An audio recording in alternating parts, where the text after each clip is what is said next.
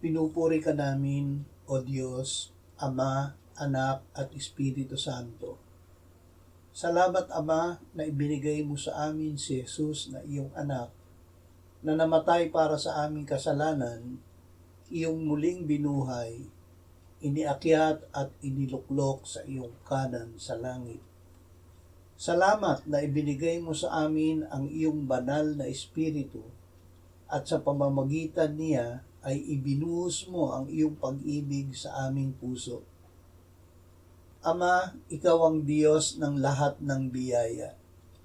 Salamat sa bigay mo sa aming kaligtasan, kapatawaran ng kasalanan, pagpapagaling ng karamdaman, katubusan sa walang hanggang kamatayan, habag, pagmamahal at kabusugan sa mga mabubuting bagay.